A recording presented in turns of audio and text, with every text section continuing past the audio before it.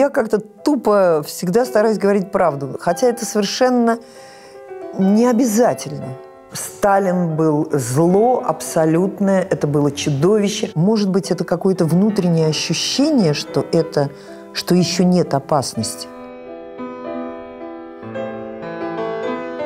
Если мне говорили плохо, я соглашалась сразу. А если мне говорили, что это хорошо, я начинала сомневаться. Я не понимала, как мне жить дальше.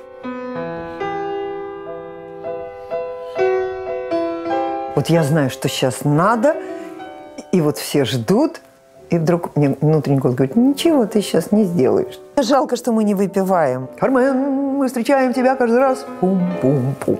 Меня просто никто не знает.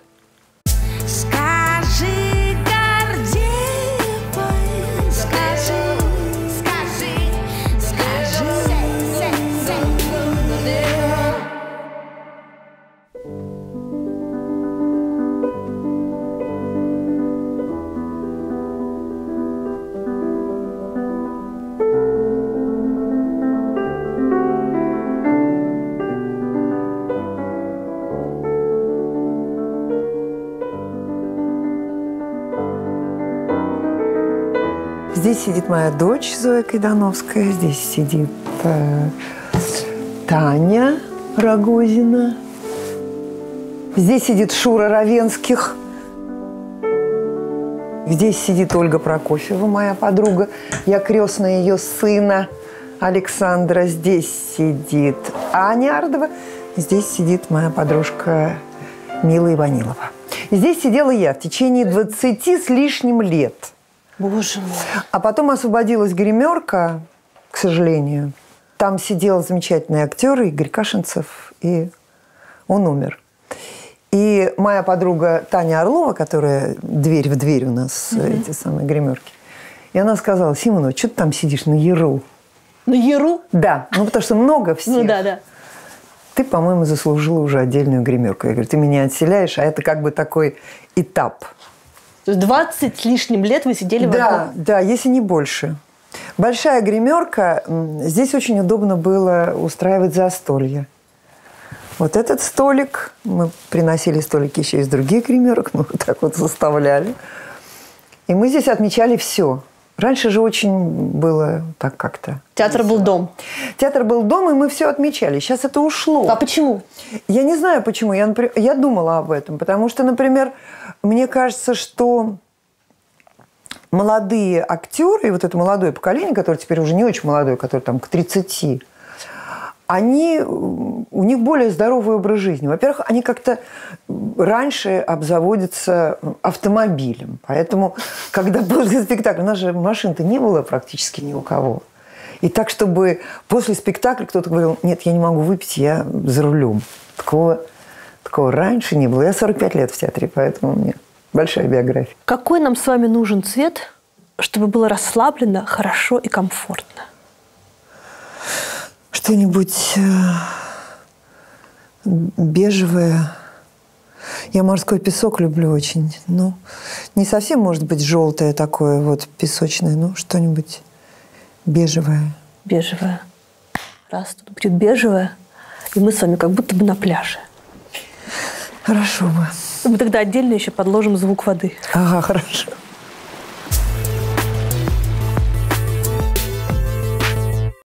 Очень важный вопрос. Вы счастливый человек? Да.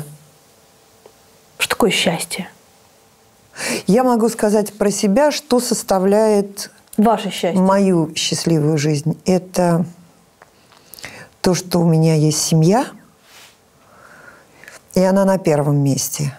И работа, конечно, которую я люблю. Хотя иногда я очень не хочу идти на спектакль, и мне бывает очень тяжело. Вообще мне очень тяжело жить. Почему? У меня жизнь очень тяжелая, честно говоря. Да? Да. Она очень счастливая, но она очень тяжелая. Почему? Потому что у меня много объектов внимания, и у меня работа тяжелая. А вы еще стеснительный человек, вам тяжело на сцену выходить? Нет. Я про стеснение забыла. Уже 45 лет я работаю в театре Маяковского. В этом году, когда было открытие сезона, меня поздравили с тем, что я 45 лет прослужила Да. И как-то я вот к 66 годам я вышла на какой-то рубеж таких тяжелых драматических спектаклей. Они все тяжелые, они такие все трудные. Наверное, их и смотреть непросто, но играть их точно трудно. Для меня это тяжелая работа, которая требует от меня очень больших физических сил, вообще-то, прежде всего, которых нет уже. А когда ты 45 лет на одном и том же месте работаешь, это же как-то влияет на ощущение времени, да? Время как будто замедляется. Все время одни и те же стены, одни и те же двери, сцена. Наверное. И ты как будто бы замораживаешься, сохраняешься. Замораживаешься. Но я могу сказать, что у меня нет ощущения, что вот это было, что это было вчера. Нет. Например, вот то, про что я рассказываю, там, когда Наталья Георгиевна Гундарева, которая я любила, которую я боготворила, можно сказать, потому что она была уникальным совершенно человеком, она была уникальной актрисой и уникальным человеком. Невероятно талантливым и человечески, и творчески. Я так любила ее. А не было человека, который бы ее не любил. Да? Вот сколько я... Не было. Это тот редкий случай, может быть, вообще единичный, вот, когда ее любили абсолютно все. От академиков до доярок. Любовь была бесконечная, безграничная, народная. И здесь мы ее тоже очень все любили. Она была, конечно, командир, мы все подчинялись. Угу. Я помню, мы отмечали 8 марта. И мы тогда выпускали спектакль «Последняя жертва» с Андреем Александровичем Гончаровым. Я репетировала Юлию Тугину, она Сваху, которую она гениально потом играла. Но 8 марта – святое дело. А у нас прогон в 12. И Гундарева говорит: «Женек, значит так, без 20-12 мы с тобой здесь встречаемся, и сразу, значит, там, сколько получится, там, полбутылки. Шампанское мы тогда пили. Ну, потому что все-таки надо было, там, водку уже не выпьешь. Это. Да, то есть у вас были периодами, период шампанского, периоды, да, период да, водки. в зависимости от того. Ну, потому что выпуск спектаклей нам надо было пойти, еще там что-то прогнать какие-то. Полный был прогон или был. Вот. И я бегу по коридору, я немножко опаздывала. Гундарева не опаздывала никогда. Она приходила всегда за полчаса, вот как вы сегодня, за полчаса раньше. Поэтому, если ты приходил, например, без 15-12, то ты уже относительно нее приходил на 15 минут позже. А уж если там, ну, это не приведи Господи, тогда такое было. И я бегу здесь по коридору, и вдруг вижу, а у нее было такое черное платье, в котором она уже играла. И она вот здесь стоит в коридоре, здесь, вот так вот, у стены.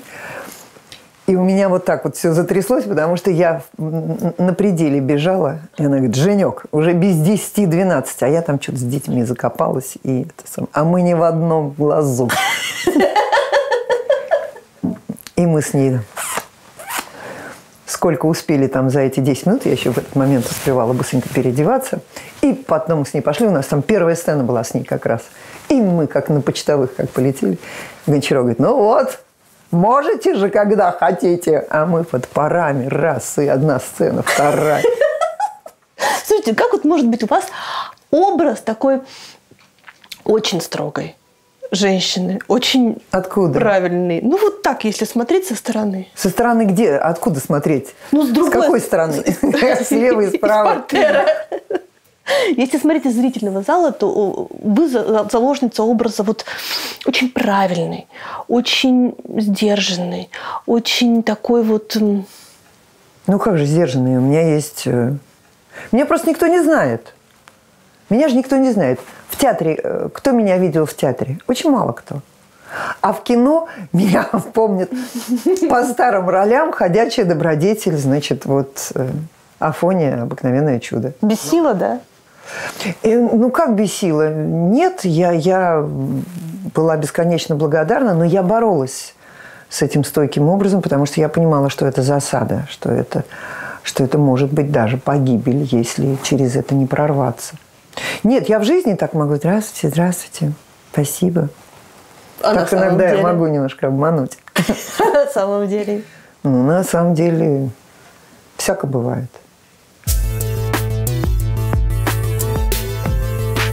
Немецкая пенсионерка Ингеборга Моц пришла на биржу в 75 лет и стала настоящей звездой среди трейдеров. А ее история – отличный пример того, что в жизни никогда не поздно попробовать что-то новое и найти, наконец, свое призвание. Фрау Моц вышла замуж в 17 лет и до 48 оставалась домохозяйкой. Ее муж утверждал, что Ингеборга настолько глупа, что не сможет сама работать и зарабатывать себе на жизнь. Сам же он был страшным скупердяем и отказывал жене даже в небольших карманных деньгах. Речь шла о 50 марках в неделю. По сегодняшнему курсу это 2000 рублей. И вот тогда отчаявшаяся домохозяйка Моц окончила финансовые курсы и пошла на биржу, где за 3 месяца заработала больше, чем ее супруг, работавший прокуристом. Уже после смерти мужа, став пенсионеркой, Моц основательно вернулась на биржу, и там ее ждал настоящий триумф.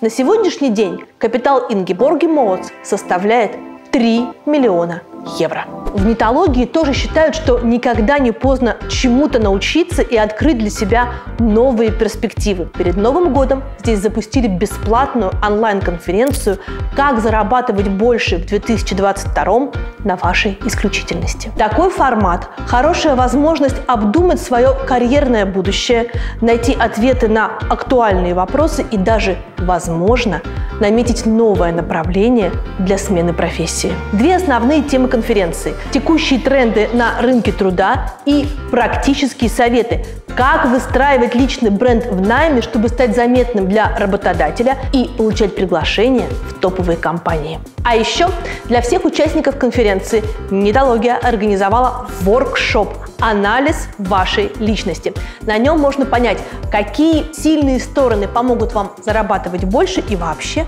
в чем ваше призвание. Переходим по ссылке в описании и записываемся на бесплатную онлайн-конференцию «Как зарабатывать больше в 2022 году на вашей исключительности». А по промокоду «Скажи Гордеевой», как всегда, получаем скидку в 45% на любые платные онлайн-курсы нетологии. Ваш дедушка Станкевич был расстрелян. Да. А бабушка была репрессирована и была в ссылке. Где она была в ссылке? Ее сначала выслали в Каргополь. В 1938 году ее выслали. И вскоре началась война, там, через 4 года. И тогда она была в деревне Выштино. Это родители вашего папы? Да. А папа не оказался в детском доме, как ребенок врагов народа? Да, папа не оказался в детском доме, потому что они жили на 2-й линии Васильевского острова, дом 7. Там, где вы потом и будете все вместе жить? Да. Причем мой дед Станислав, он работал в Генштабе по распределению жилплощади. И сам жил в такой квартире? В 11-метровой комнате вчетвером, за что был расстрелян прекрасной властью сталинской. А через лестничную клетку жил скульптор Василий Львович Симонов. Он очень известный был человек, он был профессором Академии художеств, и он жил там. И когда деда арестовали, то он совершил абсолютно героический поступок.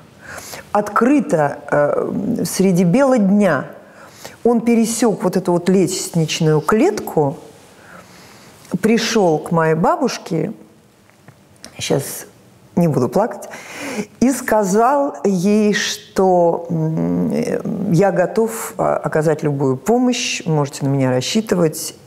Потому что родственники уходили, переходили на другую сторону. Ну да, это же вообще... И это было реально страшно. Это не потому, что они были подлые и трусливые, потому что это реально стоило жизни. Какие-то некоторые поступки могли стоить жизни и тебе, и твоим детям, твоим близким. Это было очень страшно. Я просто не могла понять, он был в нее влюблен или это действительно просто гражданский поступок? Нет, он был женат, это был абсолютно гражданский поступок. Он очень любил, Василий Львович любил, у них не было детей. И он любил отца. И отец много проводил времени с ним. И когда бабушку выслали в Каргополь, то он приехал через... может быть, чуть больше, чем полгода, он приехал и уговорил мою бабушку отдать отца.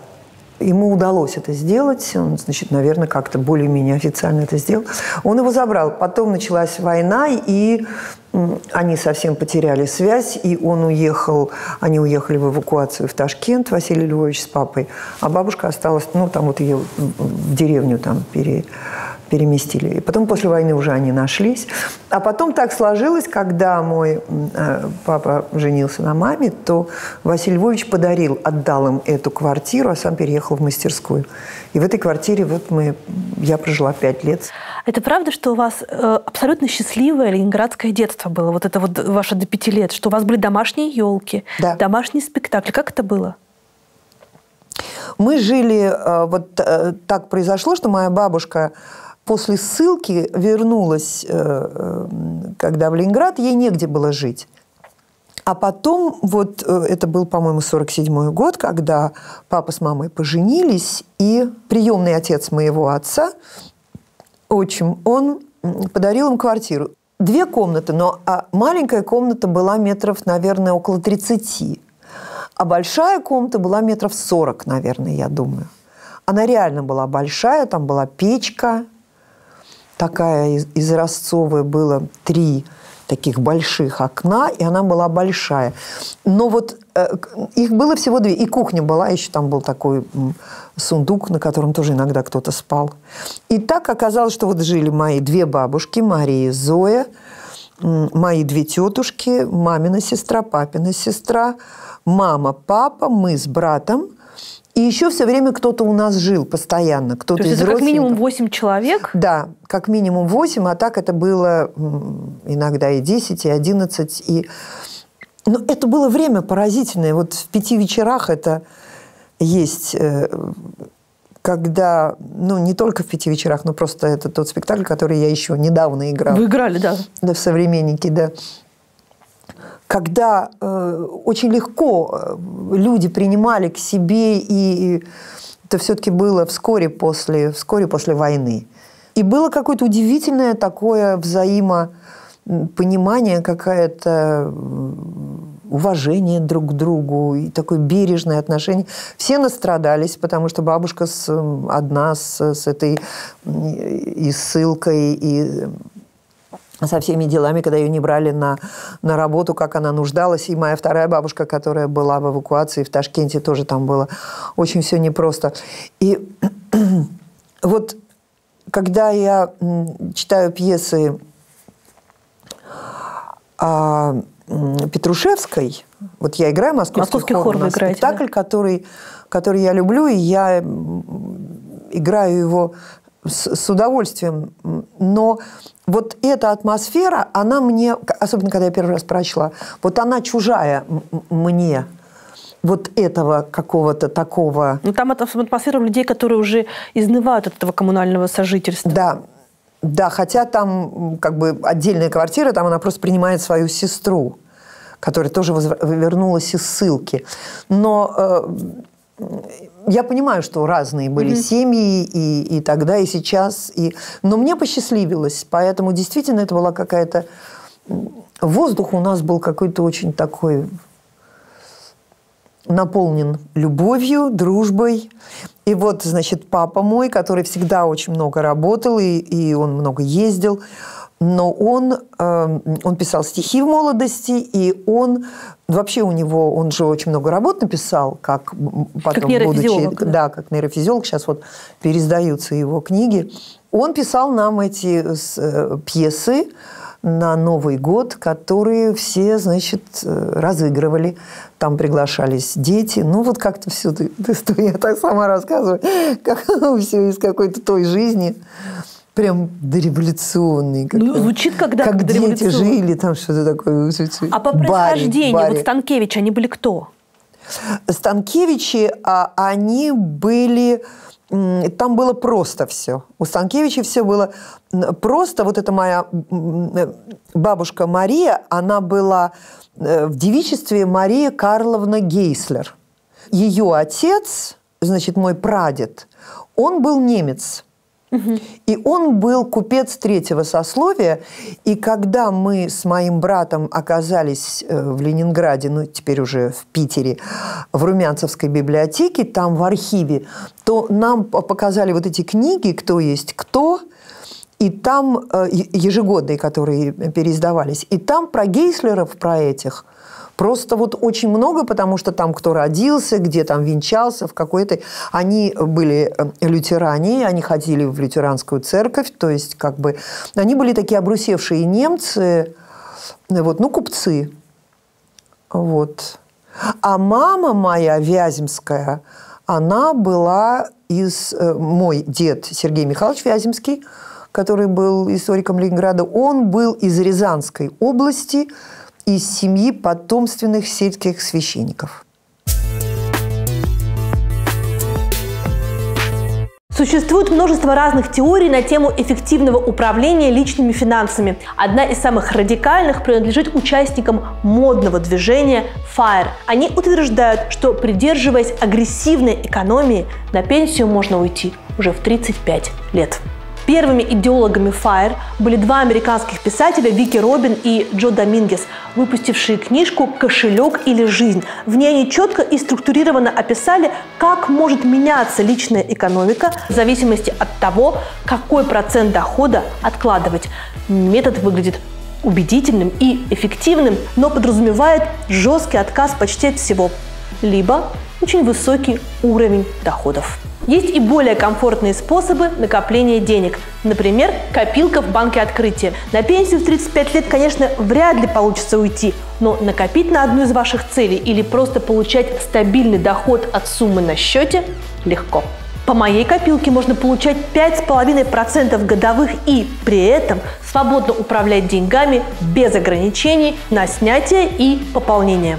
Получать кэшбэк до 2,5% с бесплатной дебетовой картой OpenCard.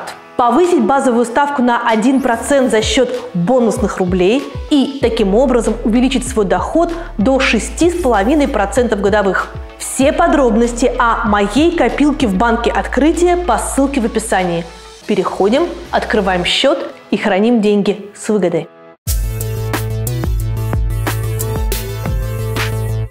В семье, в доме говорили про Сталина? Да. Не стесняюсь в выражении? Нет. Сталин был зло абсолютное, это было чудовище. Я помню, как бабушка рассказывала, как они жили в коммунальной квартире. Там пришла, когда Сталин умер, и пришла их соседка, и они там что-то, значит, все там переживали. Пришла соседка, которая сказала: «Сдох собака», она сказала. Вот, и они как бы в какой-то момент ужаснулись. Вот. Но я потом нашла, вернее, мне даже, по-моему, кто-то передал из знакомых папин дневник, короткий период, с 49-го года, когда он уже учился в военно-медицинской академии. Вдруг мне попалась вот эта вот тетрадка, где у него были оды Сталину, которые он писал. У него отец расстрелян, а у него оды Сталину. Восторженные стихи, а он лихо писал. У него такой был очень какой-то такой свободный, хотя он был всегда хотел быть ученым, но вот. И потом 53-й год, и начинается вот это вот постепенно. И какие страшные у него там записи в этом дневнике, когда вдруг начинает падать пелена, и как он отказывается верить. Он просто отказывается верить. И потом он все-таки понимает, что он больше не может сам себя обманывать, что это надо признать. И это просто до болезненного какого-то, там такие мучения, как у него это происходило. И это было так вот... Это было так с людьми. А смотрите, как история делает круг, да? Сейчас опять ставят памятники Сталину. Это ужасно. Это ужасно, это очень больная тема для меня, это ужасно. Вы играете в спектакле примерно про это, в «Семейном портрете». Историю ведь не переиначишь, ее можно долгое время очернять, многое можно шлифовать, затушевывать. Но в один прекрасный день она все равно прорвется и явит себя во всей своей истинности, когда ты этого не понимаешь. Не укладывается это в твоей голове, в твоей упрямой левацкой голове это не укладывается. Вы там играете сестру нацистского преступника, который тайком празднует день рождения Гиммлера. 7 октября. 7 октября. Ну, я вообще молчу о том, как вам не запрещают до сих пор играть этот спектакль. Да. Не добрались. Ну, ладно. Не будем давать ниточки. Не будем, да. Да, я пытаюсь, я не очень понимаю, удается ли мне пробиться, потому что все-таки, к сожалению, я не играю сталинское чудовище, как бы, ну, сталинистку, так скажем. Потому что ведь у немцев был Нюрнбергский процесс, которого у нас не было, и об этом очень многие говорили, и, я надеюсь, говорят, не было покаяния этого. Они же покаялись, немцы. А эти-то не покаялись, эти дожили свои и никого не судили, прожили свои счастливые жизни и встретили старость в своих домах со своими женами, внуками, детьми. И вот это ужасно, это страшно, поэтому это неискоренимо. Вы действительно, когда работали над спектаклем, вы думали о том, что есть параллели в этом? Мы думали. Мы думали, и я думаю об этом, и... потому что для меня это... Я не сразу как-то поняла эту пьесу, и она трудная была для меня очень.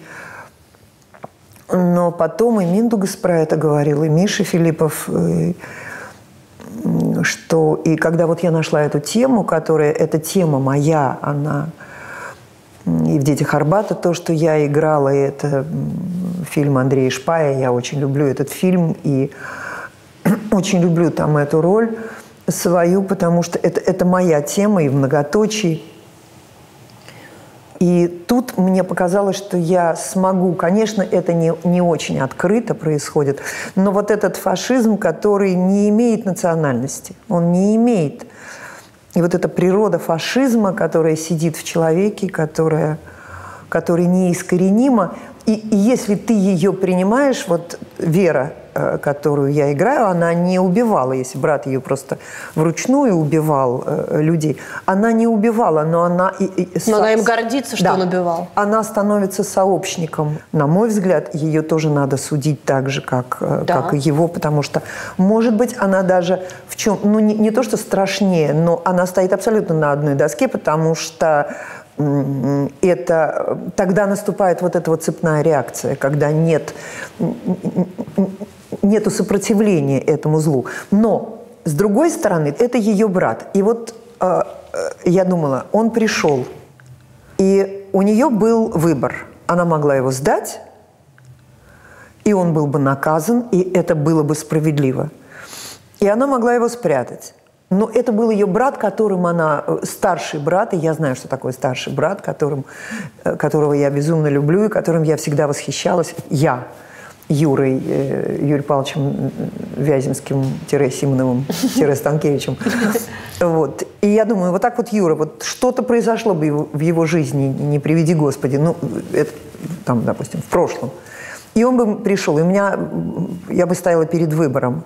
Либо он должен быть справедливо наказан, но это я его выдаю, либо я его прячу. И я поняла, что я бы его спрятала, что я бы его не смогла выдать. Ну, подождите, спрятать и поддерживать в ненависти, это разные все-таки вещи. Ну, для начала она его спрятала. Но потом они же выросли в одной системе, поэтому, конечно, но в ней-то есть эти качели. Она этого альбома боится. Поэтому там есть этот момент, когда она врет сама себе, и в этот момент она врет, а в этот момент она не врет, и когда она искренне, когда она не искренне. А когда вот наш народ, сначала советский, потом российский, был искренне, в 80-е и 90-е, когда якобы миллионным тиражом был издан «Архипелаг ГУЛАГ», и когда открывались архивы, и говорилось про Сталина, и называлась преступной эта идеология, неофициально, правда, называлась, но тем не менее. Или сейчас, когда происходит реставрация, появляются памятники, и уже говорится, даже без всякого сомнения о том, что, значит, нет, не кровавый палач, а все-таки эффективный менеджер. Когда народ был искренним, Я не знаю, потому что в 1937 году ведь народ тоже был искренним, и в 1949 был искренним. Поэтому это очень сложный вопрос для меня. Но это коллективный психоз, который и вот это служение идеологии, это то, о чем тоже мы играем в этом спектакле, что это очень страшно, когда есть идея, страшная идея, и те люди, которые ей служат, то это очень страшно, и они тоже преступники. Чем это кончится сейчас, может, как вы думаете? У нас? Не знаю. У меня большая семья, у меня дети, внуки, у меня муж, которого я очень люблю. Я когда была молодой, много лет назад, я сначала очень любила Ленина. Сталина я всегда ненавидела. Но Ленина я искренне любила. Я помню, что у нас девочки в классе, которые были продвинутые, и они мне что-то там говорили про Ленина. Я так обижалась. Я Ленина защищала. И Ленин, как рентген, просвечивает нас. Вознесенского.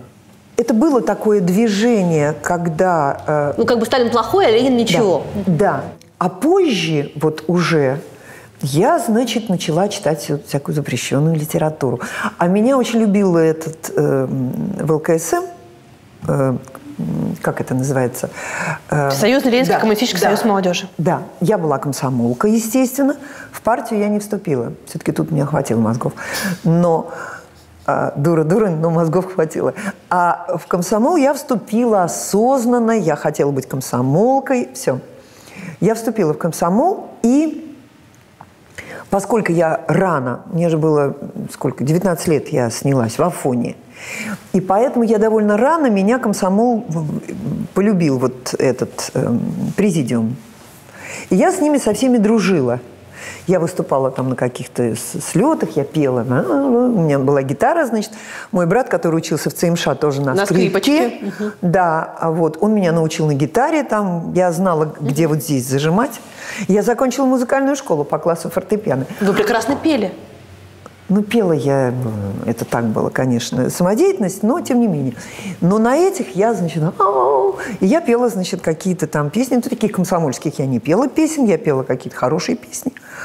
И я много ездила по фестивалям за границу, довольно рано начала. Один раз я была в Австралии, попала там в одну семью иммигрантскую, мне подарили там просто, там такая была... книг столько надарили всяких, причем запрещенной литературы. Там был «Мастер Маргарита», там был, значит, Цветаева, там был Гумилев, там был Мандельштам, все это же все запрещено было. Вот. Ну, там был Гроссман, Солженицын, конечно. И я помню, как... А там был замечательный такой человек, президент фестиваля Ташкентского, кинофестиваля, и он был депутат, и у него был неприкосновенный паспорт. Он очень хорошо ко мне относился. Я пришла к нему в номер и говорю, его звали Абдулахат Абдулаевич. Я говорю, Абдулахат Абдулаевич, вот эта здесь литература, она запрещенная. Что, прям так сказать? Да. Я говорю, ну мне очень нужно ее. Можете ее в чемодан себе положить? Я говорю, если вы скажете, что вы не можете, то я ее оставлю в гостинице, потому что у меня тут же, у меня ее отберут, и мне все перекроют, и все. Он говорит, а что здесь такое? Я говорю, ну вот это поэт замечательный, ну просто его расстреляли. А этот поэт в лагере в сталинском его сгноили, а Цветаева повесилась, потому что ее отовсюду изгнали, и мужа ее тоже расстреляли за то, что он вернулся и это. Я говорю, тут все хорошие люди, тут... Он говорит, да? Ну давай. И он положил туда, значит, в чемодан эти книжки шелковыми пижамами. Заполировал, чемодан закрыл, все. Потом мы приехали в Москву, он в машине мне все отдал. То есть это 70-е, да, примерно годы? Да, это 70-е. Это уже 78-й, 79-й. Вот. Это все понимают, то есть такой застой лихой. Да. Но никто ничего не говорит вслух, потому что, чтобы не было проблем. Ну да, но власть-то такая была все-таки, особенно в сравнении, она была такая неагрессивная какая-то. Ну что могли сделать Ну, не расстреляли бы, ну, взяли бы, перекрыли бы мне границу. Ну, и я бы больше не выезжала. Ну, минимум перекрыли, максимум все-таки могли бы и посадить. Нет. Нет? Это надо было как-то. Сажали же, ну, там сидели люди, конечно, но их было очень немного.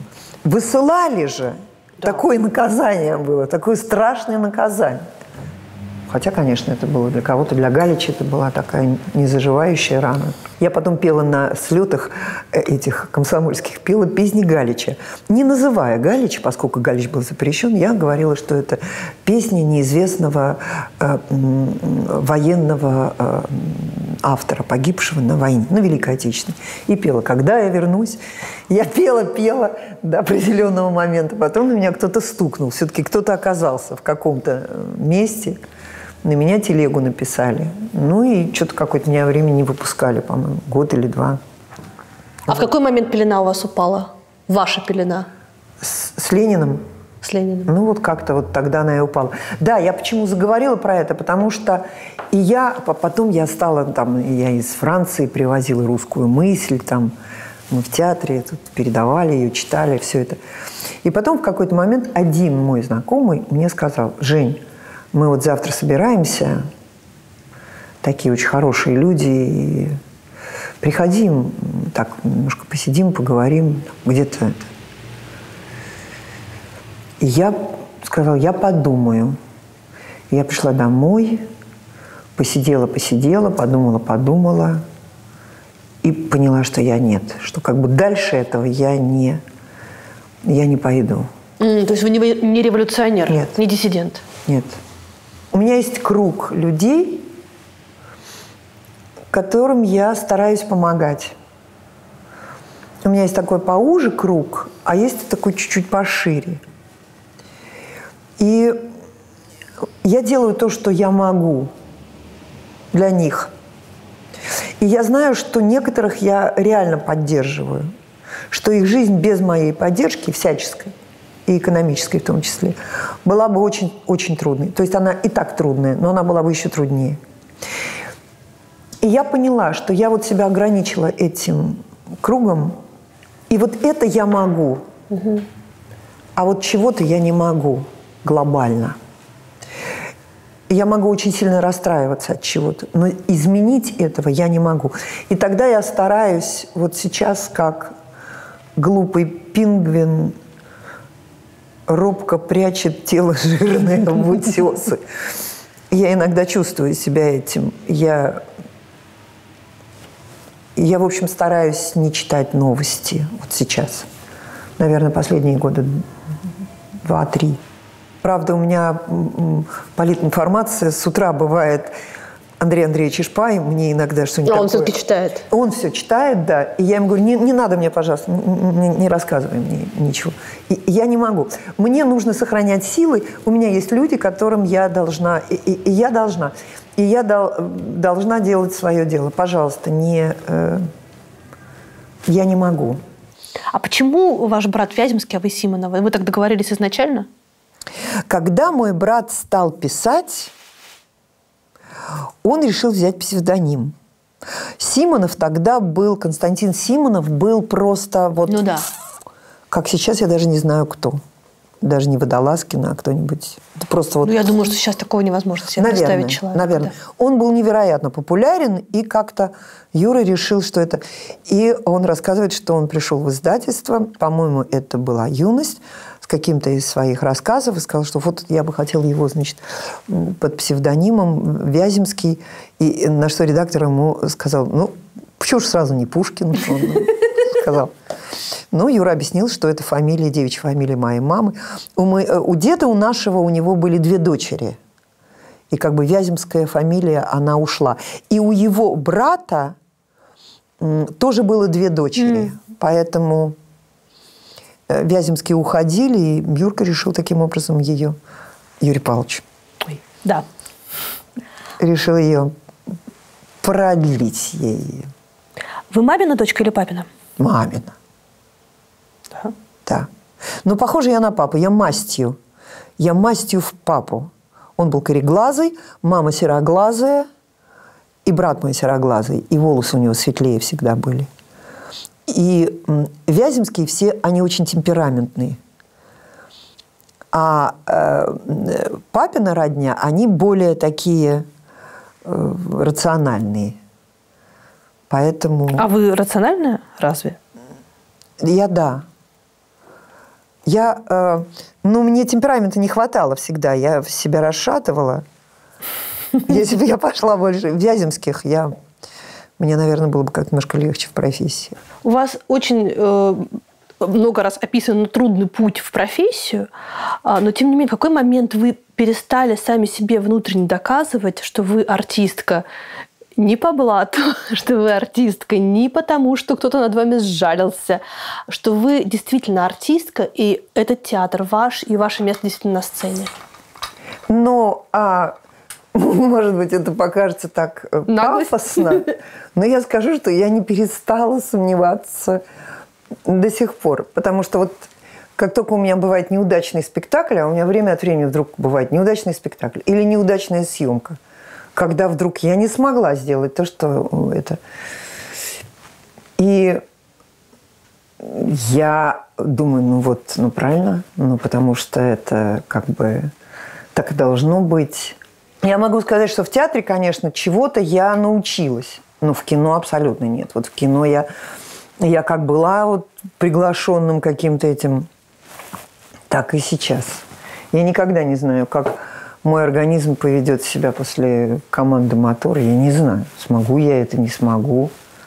Элементарно даже заплакать. У меня очень близко.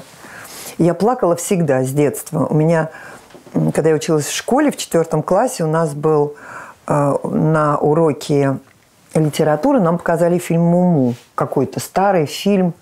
Старый, естественно, потому что это было... Если я была в 4 классе, значит, это было 58... довоенный, ладно. Сразу после победы над французами. Какой-то был черно-белый фильм. И на уроке литературы. А следующий урок был математики. И все пошли на математику. А меня с сопровождающей учительницей отправили домой. Потому что я жить не могла дальше. Я не понимала, как мне жить дальше. У меня все. У меня почва ушла из-под ног. Я рыдала. Я весь фильм проплакала, потом я рыдала в туалете, потом меня оттуда как-то извлекли. Я рыдала в трамвае, пока мы ехали до дома, и учительница меня это. Я рыдала весь вечер. И у меня все. У меня как-то Я очень чувствовала Я была такая... туповатая, но чувствовала я какие-то вещи, я остро довольна. И я очень легко плакала. Это очень помогало в профессии, потому что не знаешь, что делать. Так заплачешь как-то, и вроде уже... Да, но у меня иногда бывает в кино, бывают ступоры, когда вдруг я не могу. Я знаю, что сейчас надо, и все ждут, и вдруг и у меня какой-то холодок отсюда такой раз поднимается. И вдруг мне внутренний голос говорит: ничего ты сейчас не сделаешь. Как-то. Вы так про себя говорите, что вы были туповатая в детстве. Это правда. Так не может быть. Ваш брат был умный всегда. Мне кажется, что это... А я нет. Нет, это какой-то комплекс неполноценности на фоне брата. Нет, это был комплекс как раз абсолютной полноценности. Просто... так сложилось, что у меня очень плохая память была. У брата была фантастическая память всегда. Наш дедушка Сергей Михайлович Вяземский был историком Ленинграда.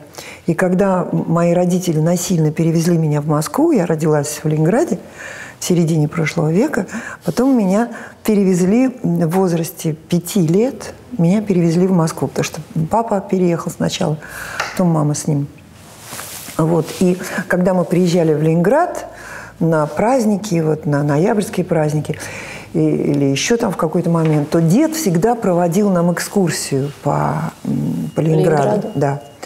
А потом в конце экскурсии он задавал вопросы. Это было самое страшное. Потому что я почему-то не могла ответить ни на один вопрос.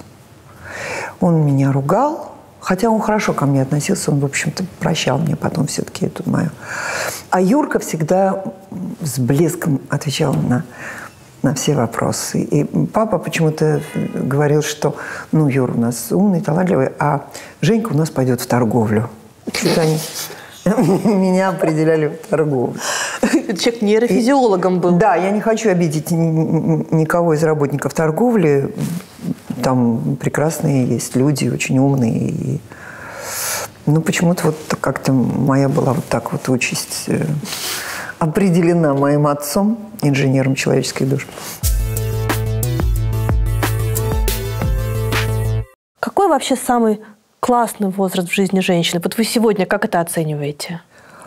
Я думаю, что, наверное, с 40 до 50, я бы сказала. Да? Да. То есть не 17, не 25? Нет, боже упаси. Но для меня. Угу. У меня трудная была молодость, потому что мне все давалось с большим трудом. Я очень тяжело училась в училище. Мне все было трудно. У меня не было такого, вот, что меня Господь Бог, природа одарили меня вот какой-то такой необыкновенной такими способностями, как балерина, которая берет и ногу поднимает к голове. Нет. Она у меня нога к голове никогда не поднималась. Вот она так, как-то ее. И вот 45 лет, ну и в училище еще 4 года, так что почти 50 лет, вот я работаю над тем, чтобы как-то это... Ногу поднять. Ногу поднять, да. Ничего себе. Никто вот так сходу вам не поверит. Такой феноменальный успех в юности, такая актерская большая карьера в театре, в одном театре. Такие замечательные отношения с Гончаровым, который вас, будучи в положении, взял на работу и подождал. Подождал. Нет, это все было, но это все были подарки судьбы. А их надо было отрабатывать. Причем именно отрабатывать. Ну, как у меня было там, ну, вот это моя первая роль в театре Маяковского, Нина Заречная. Это был провал. Это был такой общепризнанный провал. И критики это всячески осветили со всех сторон. Не прошли мимо? Нет. А что себе говорит девушка молодая, 20, сколько вам, наверное, 22 было, когда «Чайка» была? 23. 23. Когда все критики написали, что это провал. А до этого вы с третьего раза в третий вуз все-таки поступили, а до этого 2 вуза вам отказали театральных. У меня в молодости это было железно. Если мне говорили плохо, я соглашалась сразу. Я понимала, что это плохо. А если мне говорили, что это хорошо, я начинала сомневаться. Думаю, может быть, они не хотят меня обидеть. Может быть, они не хотят меня... Может, у них вкус плохой, может, они ничего не понимают, и им кажется, что это хорошо. Когда меня не утверждали куда-то, не брали, я думаю, ну, правильно, что меня брать-то, елки-палки. Но я была очень жизнерадостной. У меня было всегда хорошее настроение, практически всегда. И меня все любили. Как-то все меня всегда любили, ко мне всюду очень хорошо относились. И я думала, ну, как-то вот люди не обращают внимания, что я некрасивая, что у меня фигура такая. Ну, как-то видно за мой такой веселый нрав. Я была не злобная, я добрая такая. И веселая, главное, была всегда. Поэтому как-то все были ко мне расположены. Куда бы я ни приезжала, там, в пионерском лагере, в школе в одной, в школе другой, я в 3 школах училась. В училище, потом съемочные группы пошли, как бы. Всюду все как-то улыбались мне, видели мое глупое лицо, и все как-то улыбались. Ну, вы даете глупое лицо. Ну, я если и... страдала, я страдала всегда как-то, я глубоко страдала, но компактно. Я не могла растягивать это надолго. У меня даже однажды чуть было не началась депрессия. Меня вылечил мой отец алкоголем. Да. Мы сейчас здесь дадим титр «Не делайте так», но вы расскажите, как. Ну, я могу не рассказывать. Это ну, расскажите, ну, интересно. А почему у вас депрессия началась? Ну, депрессия началась, потому что рушился мой первый брак, и это было мучительно. И так, конечно, как-то почва уходила из-под ног. И я не могла... Я вдруг обнаружила, что... У меня никогда не было раньше этой депрессии. Мне было 24 года. Боже. Я не могла есть. я не могла спать. В общем, как бы я ничего не могла. Вот. Я только вот как-то так вот. И я приходила после съемки, а я снималась тогда у Желакевичуса в фильме «Рассказ неизвестного человека». Вот. И у меня еще там ничего не получалось. Я так страдала в жизни, что у меня не оставалось сил на работу. И там тоже было так все. Я была на грани того, что они меня, что Виц меня снимет с роли. В рассказе «Неизвестный человек» меня спасал Тараторкин Георгий. Как же я его люблю!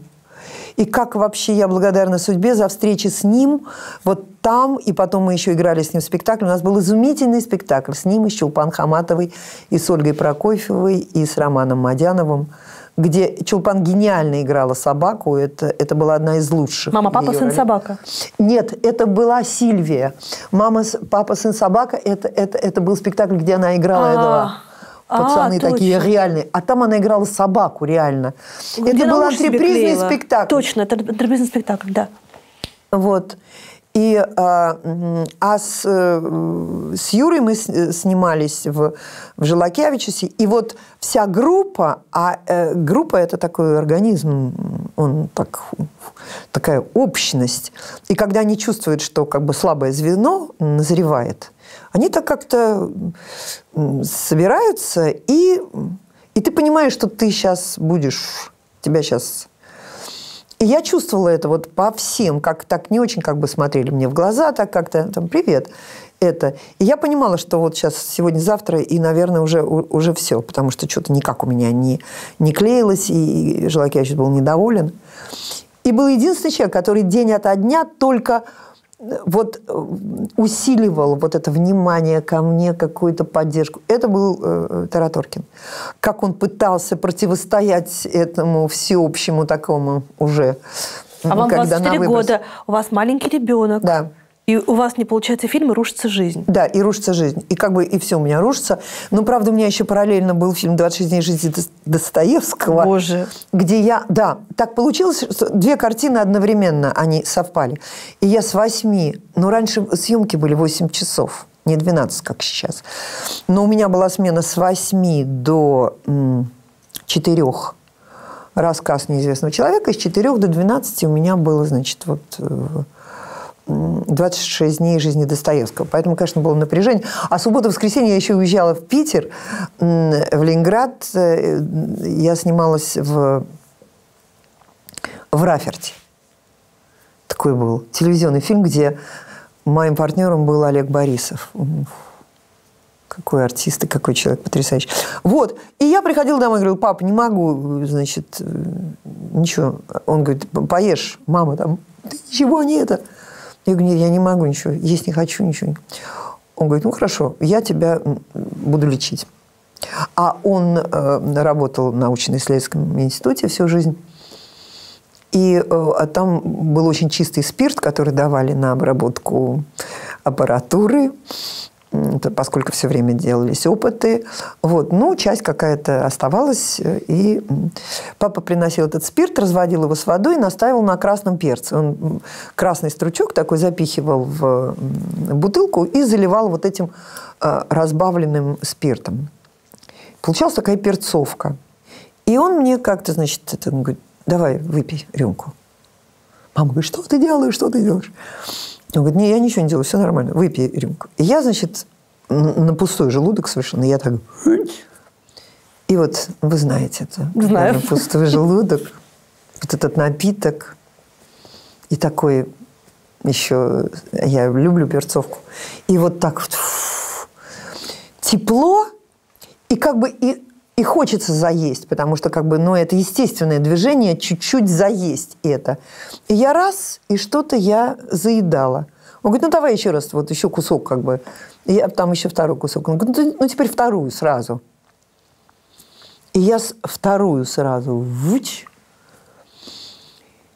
И вдруг я понимала, что я вот могу эту целую котлету съесть, потому что как бы мне нужно заесть. Я съедала котлету, потом я там съедала еще немножко пюре, потом чуть-чуть съедала огурец. А потом он говорил: ну, давай теперь третью рюмку и спать. А уже у меня было, такое уже было состояние такое.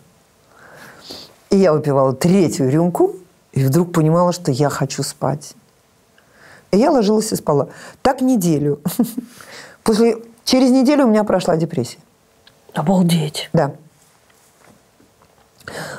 Мама хотела меня лечить таблетками. Папа сказал, ни в коем случае, это все ужасно, эти все, значит... Ну, конечно, я не могу сказать, что это панацея от любой депрессии, потому что, конечно, там и... Ну, и молодость все-таки, 24 года, и вот этот мой такой какой-то характер, который как бы я выныривала. Я не могла глубоко погружаться. Легенда гласит, что вы с братом пели на даче какие-то оперы и знали их наизусть. Какие оперы вы пели? Мой брат, который учился, он сначала в 10-летке в Ленинграде начал, потом, когда мы уехали в Москву, он остался на несколько лет, на 3 или на 4 года он остался в Ленинграде с бабушкой, а потом он тоже переехал. И вот все наши игры детские проходили под музыку.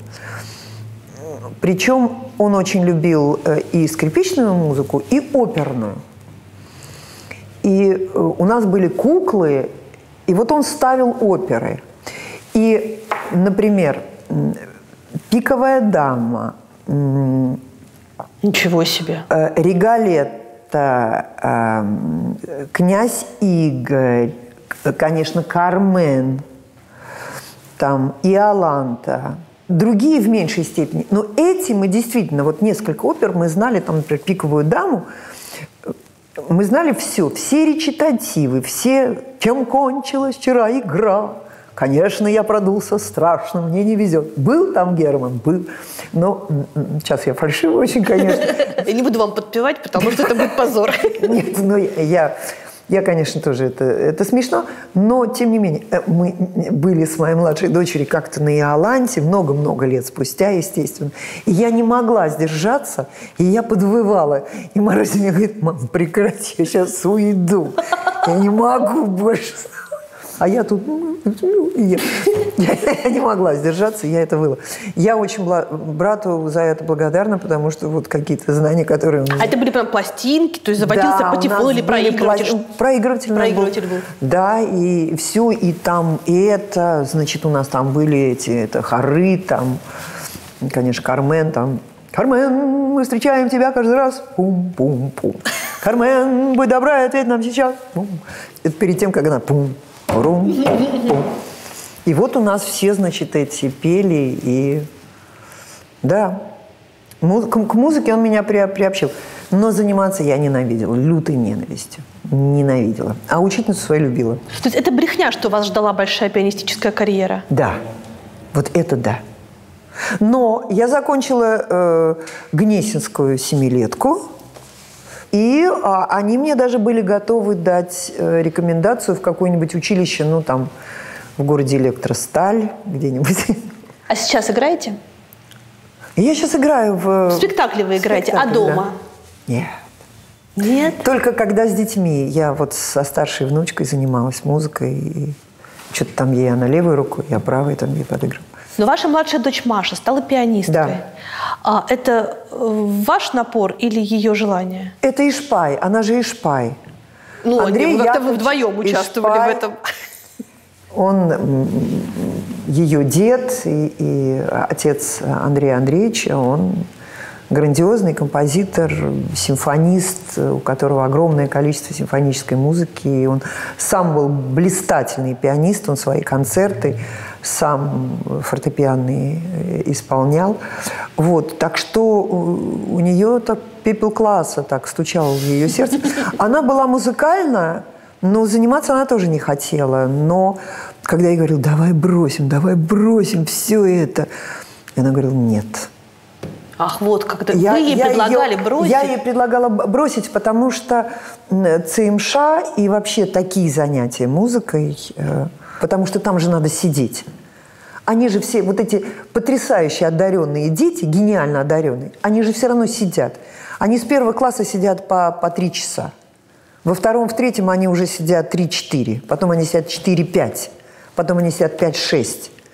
То есть там это невозможно, там как спортсмены. Это невозможно иначе. Но очень часто это только спорт и бегающие с фантастической скоростью пальцы. А никакой нет информации, ты ничего. А тут она включается, и ты с ней включаешься. И у Маруси тоже, кто-то про нее сказал, фраза, у нее, она даже когда разбирает, у нее уже сразу как бы есть музыкальная фраза, это не набор нот.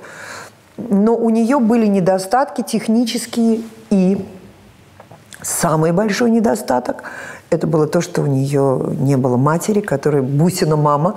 Это было такое имя нарицательное в ЦМШ. Там был такой Буся Гольштейн, и была у него мама. Бусина мама. Да, и наша семья. У мамы гастроли, мама туда, мама сюда. Гоняется за Зоей, у которой был переходный период в этот момент.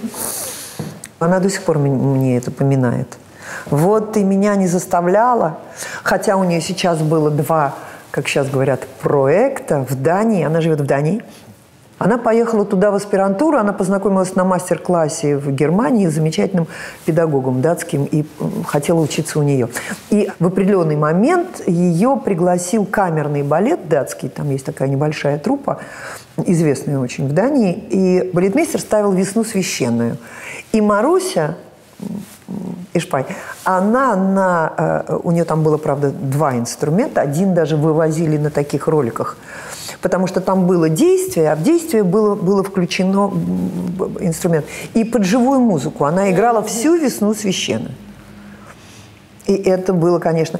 Причем она такая хрупкая, и у нее такое было белое платьице, она там появлялась сначала в начале такой, я ее даже не очень узнала, подумала, что это тоже балерина такая, она вся вот так шла, а потом она подходила к инструменту, и вдруг начиналось такое, как механическое пианино, потому что такая сила в ней, она очень сильная. Гордитесь, да? Очень, да, это видно, да. Да, класс. Это хорошо, да. А вы дома музыку слушаете? Потому что у Ишпая в его картинах всегда невероятная музыка. Это что-то всегда космическое. И можно предположить, что вы слушаете музыку дома. Если честно, то дома слушаю редко. Я очень много слушала всегда в машине. Пока у меня есть коллекция моих дисков, которых я люблю, и у меня есть любимые исполнители. Кто? Из современных музыкантов у меня было бешеное увлечение Фредериком Кемпфом, английским пианистом, которого я услышала на конкурсе. Потому что был момент, когда я ходила на конкурс. Но тогда Маруся училась, и я тогда вообще много ходила. Я много ходила на концерты. И мы ходили с ней. Я услышала его на 3-м туре. И я была совершенно потрясена. Он был таким кумиром. Я помню, как он играл на 3-м туре. Он играл 3-й концерт Рахманинова и, естественно, 1-й Чайковского, как они все играют. И 1-й концерт Чайковского, который знают, музыканты-то его знают вообще каждую ноту. И передо мной сидела девочка, у нее был этот... как это называется? Со скрипкой. Футляр. Футляр, да. Вот. И она плакала. Я плакала. Я проплакала весь его 3-й, весь... Это очень важно. То есть вы от музыки можете плакать. Да. Это прямо важная характеристика. У меня есть любимый этюд, медленный Шопена. Я когда за рулем, и когда я знаю, что вот сейчас начнется вот этот этюд медленный, и если у меня есть возможность, я припарковываюсь где-нибудь, особенно если я долго не слышала. Я останавливаюсь, потому что я знаю, что я сейчас буду плакать.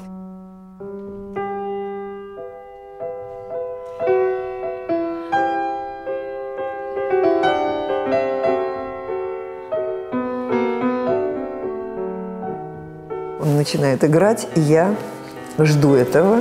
Потом я уже плачу до конца, потому что там трагическая история.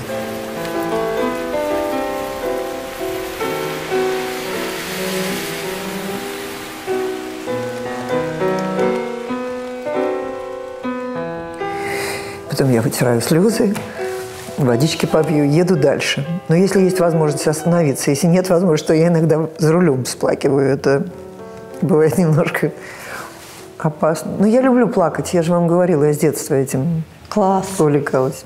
А сейчас музыка большое значение в вашей жизни повседневно играет? То есть вот внутри она у вас может звучать? Да вот что-то последние годы как-то она затихла. Это надо исправлять это, потому что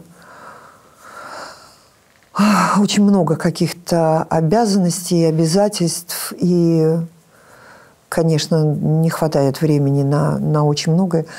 Потом у меня всегда был сон, я всегда спала. Вот только когда вот этот краткий был у меня депрессионный момент, я не спала. Но это было очень коротко, это неделя всего была. А так я всю жизнь спала. Сон меня всегда спасал, потому что я спала в самолете, в автобусе, в любом скрюченном состоянии, где угодно и когда угодно. Для меня не существовало этих временных поясов вообще никаких. Можно спать, все, там где-то стемнело, а я и днем прекрасно сплю, поэтому я могла и... Сколько вы часов спите-то? Когда мне исполнилось 60 лет, Андрей пришел утром поздравить меня и сказал: Жень, представляешь, что по самым скромным подсчетам 20 лет своей жизни ты проспала, он мне сказал. И я поняла, что я действительно, это по скромным подсчетам. 20 лет я проспала. Но зато за эти 40 лет я все-таки кое-что успела. Вы встретили Андрея Эшпая уже довольно взрослой женщиной. То есть это не первый опыт ваших отношений. Я вот, наверное, так как-то зайду. Вы вообще верили, что вас будет ждать женское счастье? Я надеялась. Иногда эта надежда как-то истощалась. Но я надеялась. Хотя у меня были неудачи. То есть как бы они как начались, неудачи, так они и были. У меня долгое было чувство, что мне не удастся избавиться вот от этого моей первой привязанности, и что это как бы всегда будет со мной. Это брак с Кайдановским? С Кайдановским, да. Потому что он, конечно, был очень интересной личностью, и как-то так я уже даже смирилась с тем, что, наверное, это будет всегда со мной. Ну что же делать? Можно тоже так с этим жить. Я просто не могла жить с ним, и это был тоже и мой был выбор. Я не могла жить так, как... Но при этом я думала, ну, значит, я вот буду жить как-то по-другому. Да, ну, значит, это будет со мной, да. И когда я встретила Андрея, мы с ним познакомились на съемках, он снимал свой дебют, когда играли Баха.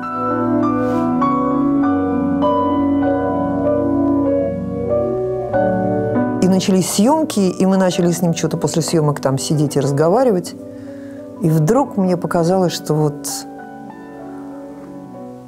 как-то мы сидим и говорим, и так здорово, и вот так можно сидеть и разговаривать, и что-то такое.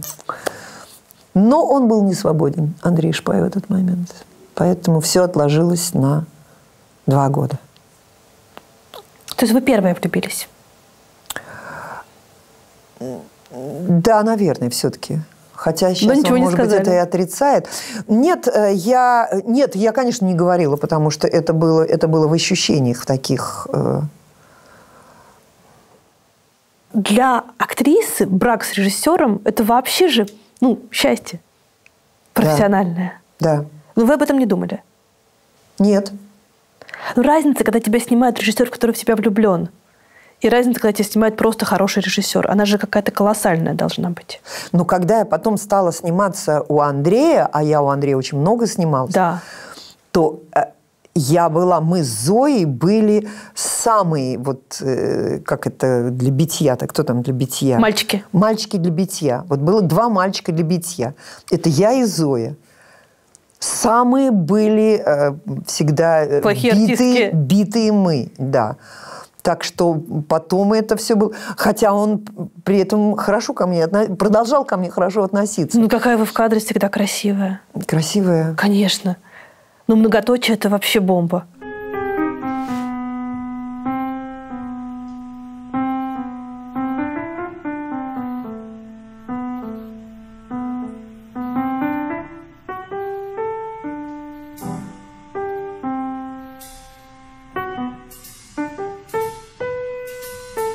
Но с Андреем очень интересно, потому что он создает мир. Вот как бы ты не просто играешь некую роль, и это не просто сюжет. Это некое пространство, которое он создает, и в которое надо как-то войти. И если ты в него входишь, то тогда там очень интересно, хотя и трудно. Потому что он ставит трудные задачи, и надо соответствовать. Но его очень любят артисты. А «Дети Арбата» это было такое счастье. Все такие были молодые. Он собрал такой потрясающий, просто вот молодое это поколение, и потом это среднее поколение, когда там и Володя Симонов, и Рома Мадянов, и Гордин Игорь, которого я обожаю, потрясающий совершенно артист. Вот, и эти все, они же все такие были... Хаматова, Цыганов. Ну, эти молодые все были, да, еще все там что-то, кто-то в кого-то влюблялся, что-то там происходило, какая-то такая жизнь. И были съемки, и кто-то приходил на съемку, просто вот приходил, потому что соскучился. Да вы что? Да, и приходили, и вот там посидеть, посмотреть, как там, какую сцену снимают там. Момент «Обыкновенного чуда» и «Афони», вот это не сейчас, это не Инстаграм, это совершенно другая история. Это действительно по-настоящему всесоюзная слава сумасшедшая. Как вы по улицам ходили? Запросто. Не узнавали? Нет, меня узнавали. Меня узнавали. Смешно, потому что когда «Афоня», вышел фильм «Афоня», тогда же были вот эти вот понятия «всесоюзная премьера», когда фильм шел во всех кинотеатрах СССР. Это я не знаю, сколько их было, кинотеатров. До хрена. До хрена, да. Их было очень много. Гундарев бы очень точно сказал, у него на этот счет была такая фраза. Я не смогу ее повторить. Вот. Причем на всех сеансах он шел с 10 до 9. Так вот. Он шел. Не все фильмы. Этого удостаивались только там какие-то избранные фильмы. Но вот «Афоня» был среди них. И я помню, как первые опознания. Это были, значит, школьники начальных классов и мужчины разных возрастов, находящихся в состоянии несильного алкогольного опьянения. То есть не такого опьянения, когда уже там ничего не узнаешь. Но они все жениться на вас хотели? Они хотели общения. Они мне рассказывали о своей жизни, биографии. Это был мой зритель первый, и я была счастлива, что... Да, он такой зритель, но... Просто мне кажется, что вот... когда слава обрушивалась на человека в Советском Союзе, это совершенно не то, как сейчас. Это совершенно не то, как и сейчас, потому что я за фильм «Афоня» получила, по-моему, 110 рублей, на которые я купила себе сапоги у этой самой спекулянтки, какой-то, по-моему, самый дешевый проигрыватель и что-то еще. Ну, подарки. И все. Мы же все были нищие. У нас ничего не было. Поэтому звезда, это звучало так. Это же не то, что сейчас, когда ты действительно снимаешься, и когда ты... Слава богу, что сейчас так. Но тогда было по-другому. И это снимало как-то пафос этот. Потому что я ездила на автобусе, ездила в метро, я... стояла в очередях, там, меня могли узнать и там, пропустить через 3-4 человека за сосисками, значит, там, или могла там какая-нибудь тетка в халате подойти и сказать: подойди к черному ходу, сейчас тебе вынесу, сколько тебе, 2 килограмма там или 1,5. Вот это было, и это было уже... Но вы себя в кино любите или не очень? Нет. Вообще? Не очень. Ну, так, да. Понимаете, как у меня сложилось? Я же очень рано начала сниматься. Тогда у меня было полное отторжение вообще. То есть ни «Одни старики», ни «Афоня» вы себе... Нет, себе не нравилось. Вот всей стране нравились, а себе нет? Ну, как-то у меня так складывалось. Потом я считала, что я некрасивая. Я как-то всегда так считала. Вот, и поэтому... А у меня было развито чувство прекрасного. Я в интеллигентной семье росла, поэтому я знала, как бы, что такое красиво. Ну, кто красивый тогда был, с вашей точки зрения? Ну, Ира Алферова, например. Там, я помню, как мы с ней пробовались. Был такой фильм «Свой парень». Я не помню, снималась ли потом там в результате Ира. Меня-то не взяли. туда. Но я помню, что я ее первый раз там увидела, и я как-то была совершенно сражена ее красотой. Алла Балтер была очень красивой. И она изумительная была женщина с каким-то таким сочетанием абсолютно взаимоисключающих вещей. Там красивая женщина и умная при этом, и добрая, и мудрая, и очень щедрая на все. И в таком вот, там, как она на стол накрывала, она была изумительная хозяйка, она так готовила. Хорошо, а Гундарева красивая? Гундарева великая, и она гениальная. Причем вот все, что она делала, как она матом ругалась. Даже не ругалась, как она разговаривала матом. Я так всегда ею восхищалась, поэтому она мне казалась прекрасной всегда, даже когда она там совершенно умытым лицом в каких-нибудь шароварах, в майке. Мы отдыхали 2 лета вместе. Это было такое счастье. Она была очень... Непростой был характер, и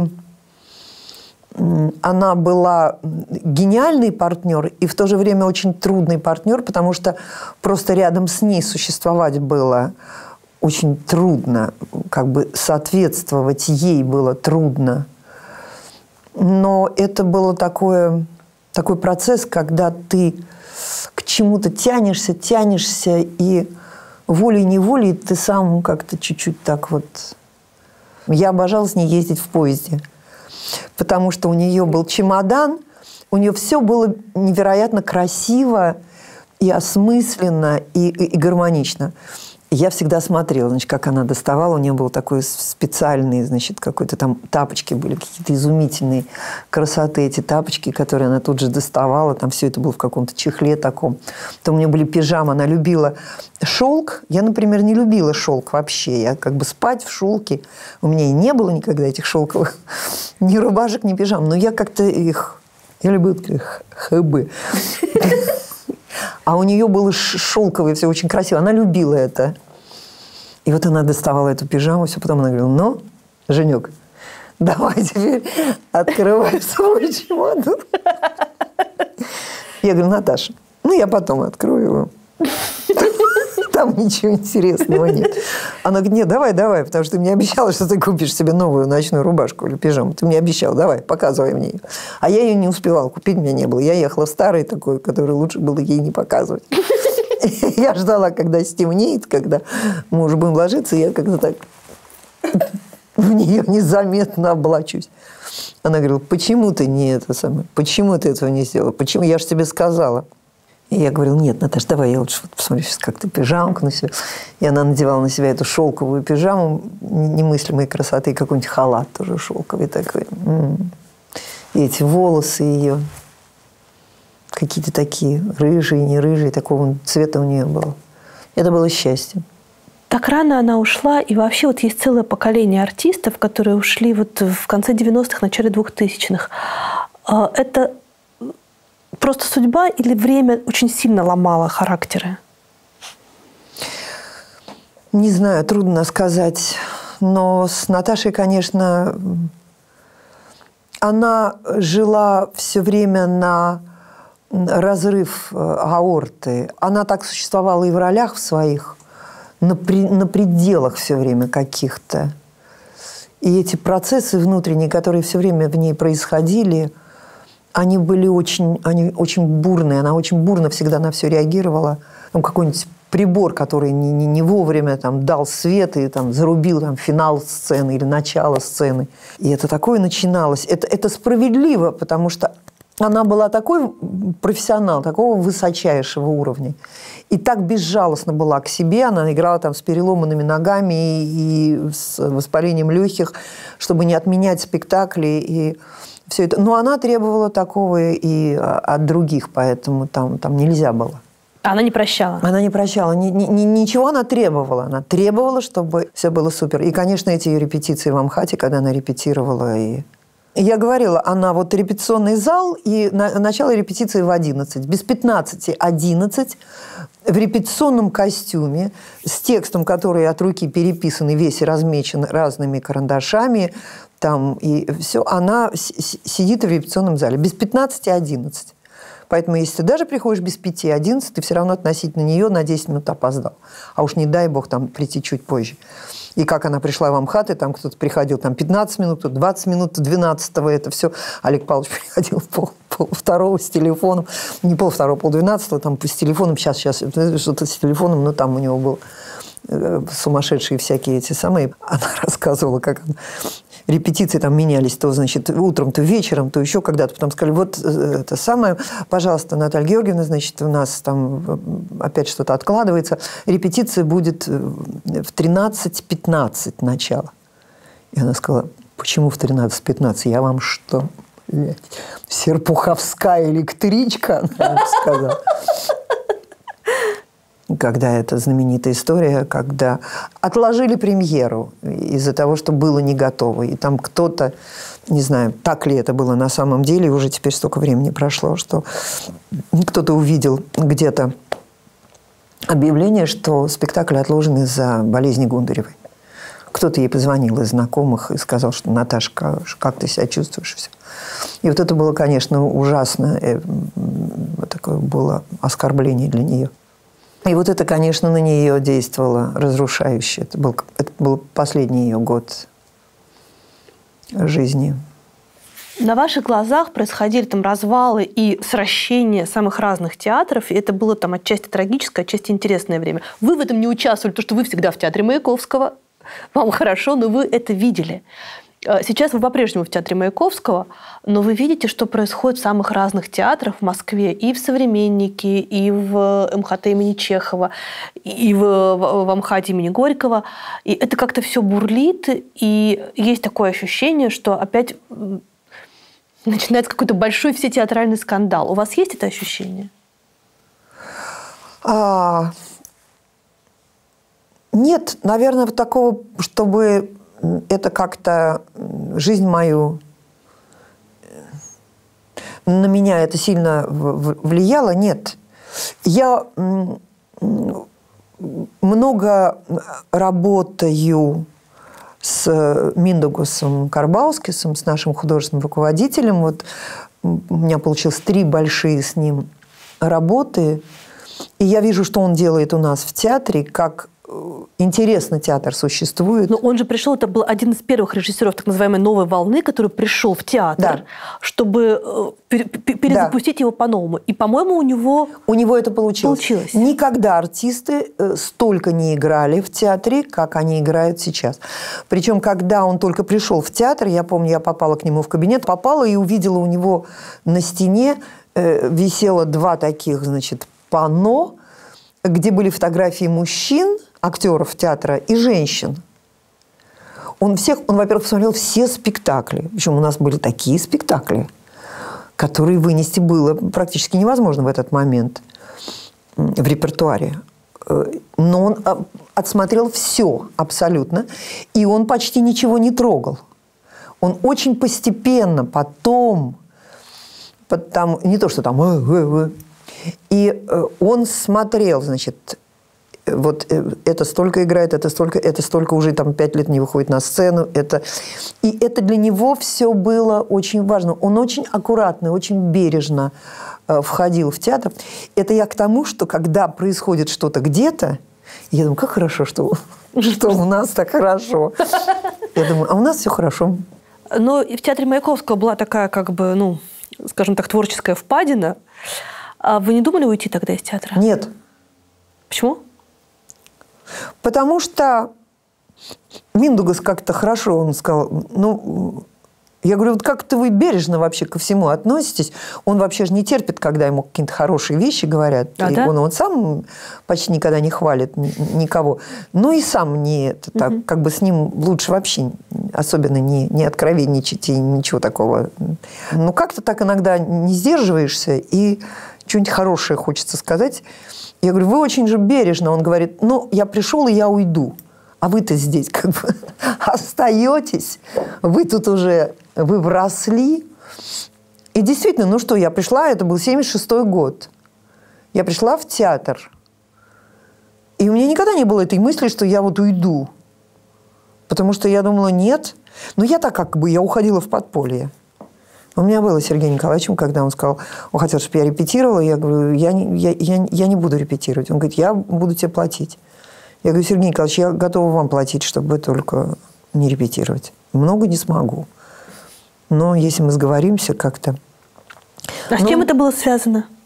Ну, потому что то, что он мне предлагал тогда, это меня не устраивало. Он пришел вообще с чистыми намерениями. Но потом как-то пошло как-то уже на такой бульвар и антрепризный такой вот. Антреприза в плохом смысле, потому что я сама очень много работала в антрепризе, и у меня были спектакли, которыми я гордилась. Мирзоевский, например, спектакль «Любовник» с Маковецким, который мы... Прекрасно. Он, правда, был такой непростой для восприятия, особенно когда мы в глубинку приезжали. Иногда такое было. А у нас еще такой конец был неожиданный. Мы так уже начинали типа кланяться, а зрители еще не понимали. Там на одном спектакле мужчина в первом ряду сидел, и когда мы начали уже нагибаться, он так... А он в первом ряду сидел, он посмотрел на часы, потом так повернулся на зал и сказал, 1:25, маловато. Сказал он громко-громко на весь зал. А мы иногда так с Маковецким начинали наклоняться. Маковецкий мог бы и ответить, он такой человек, который может ответить. Да, он может, да. Но, по-моему, тогда мы просто посмеялись. А он иногда вступал.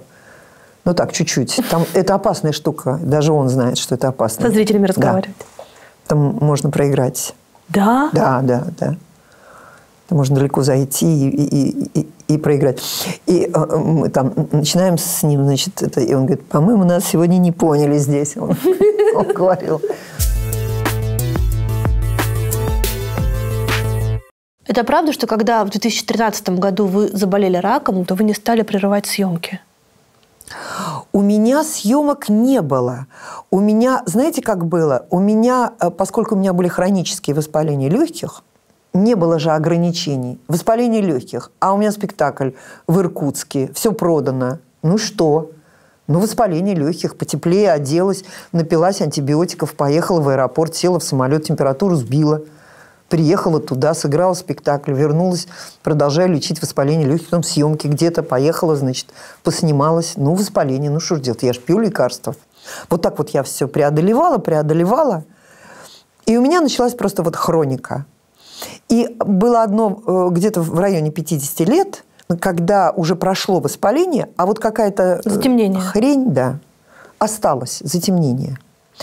И они сказали, что как бы мы не будем это трогать, мы будем за этим следить.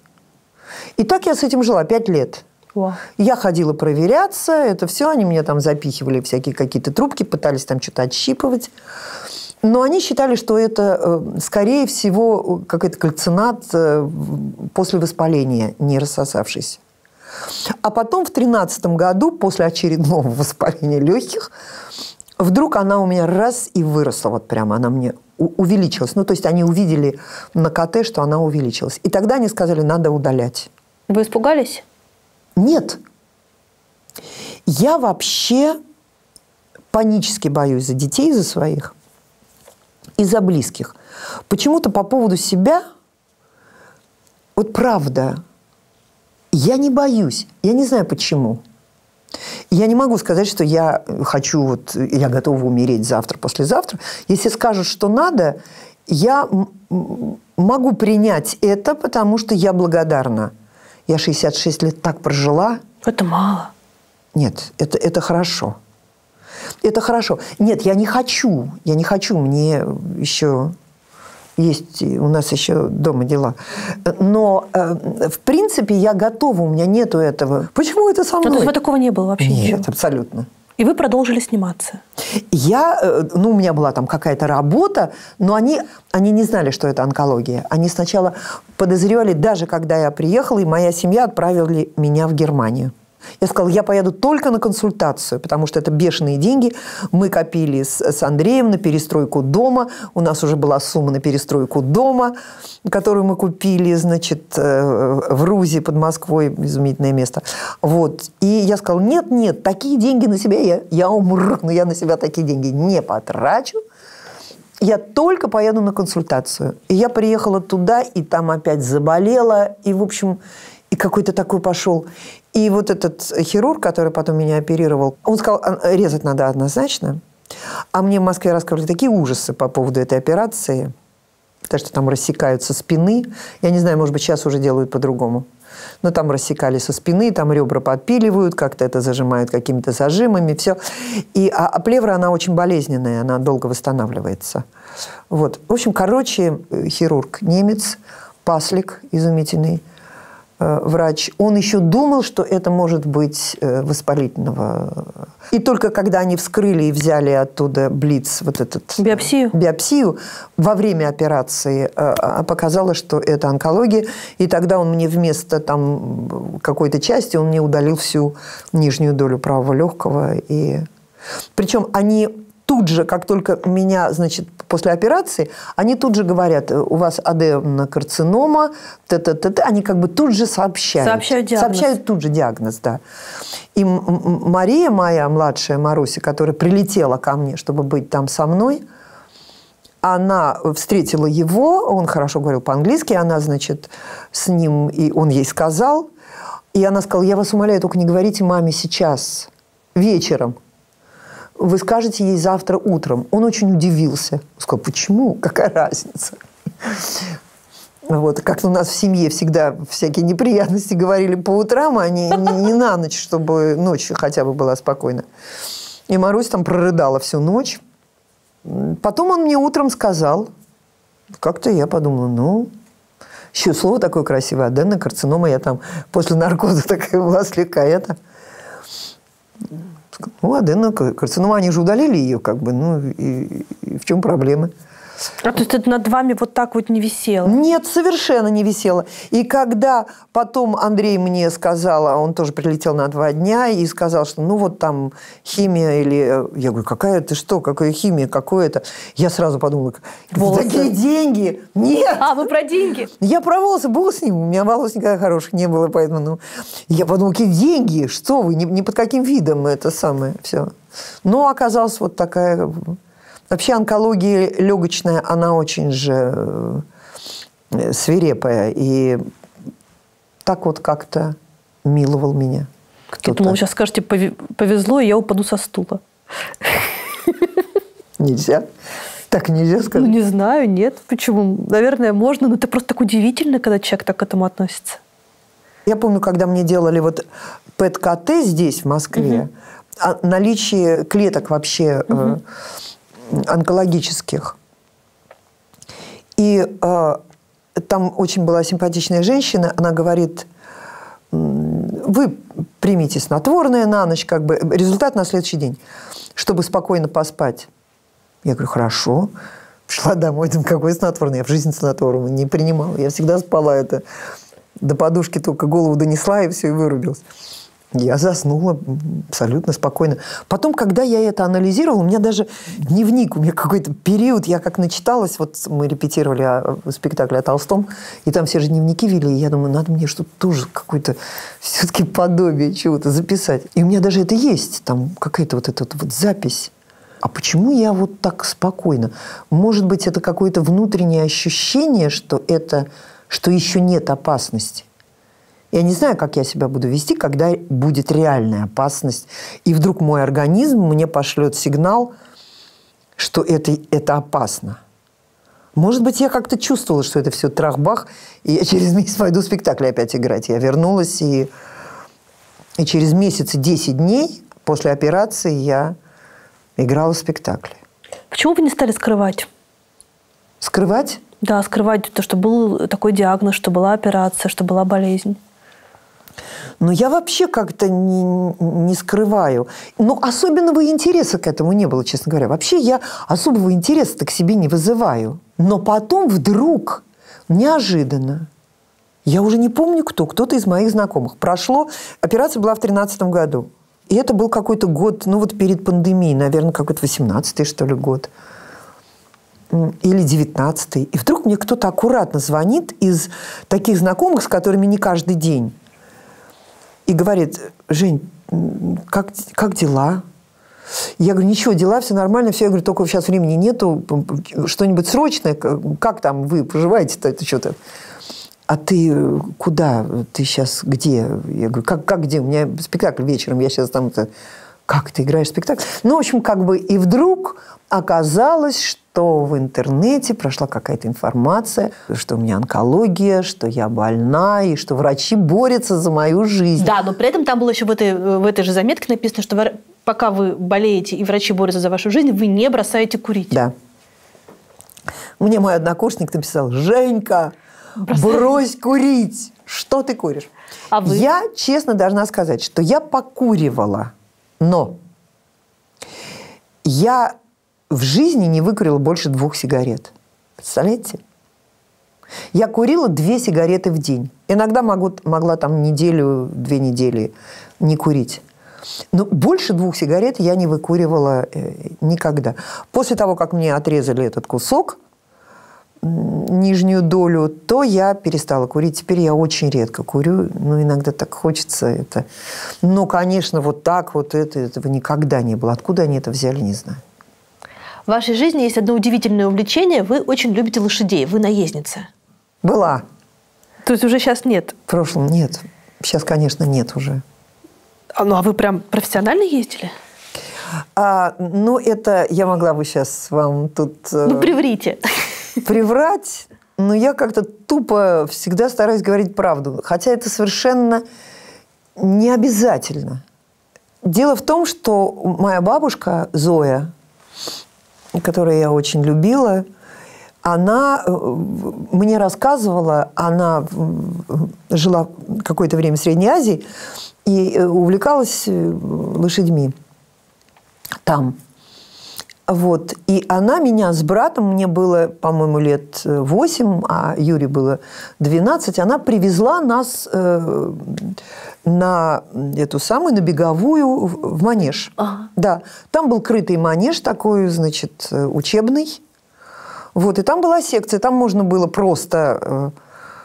покататься. Эти лошадники ненавидели это слово кататься в такси будешь, они говорили. Вот. И я помню, что вот я там, вот мне было 8-9 лет, я первый раз села на лошадь. Что это за чувство? Это какое-то было чувство, что, во-первых, ты же очень высоко сидишь, особенно если ты еще не очень сам высок, ты же как-то поднимаешься, тебе кажется, что ты на какой-то огромной высоте, и вот это живое какое-то существо, которое под тобой вот как-то шевелится и что-то там хрипит. И я обожала эти звуки, и этот вот запах этого навоза лошадиного, смешанного с этим потом.